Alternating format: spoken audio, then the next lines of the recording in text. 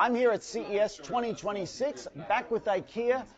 Bunch of smart home stuff, but also audio. Now, you may remember that IKEA had a partnership with Sonos. That's ending, so IKEA is making their own speakers, including these little guys, brand new, called the CalSup.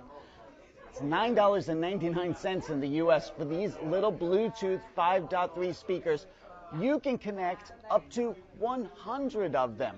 They are rechargeable, and at 50% volume, they'll last for 20 hours. But what's cool is that if that rechargeable battery is dead, you can put regular batteries inside of them. Comes in these cool 3 colors.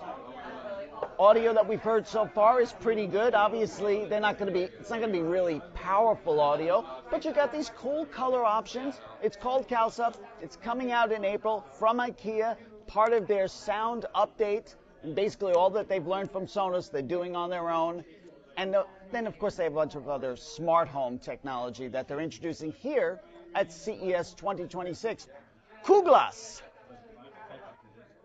Solskid. For all that news and a whole lot more, stick with TechRadar.com.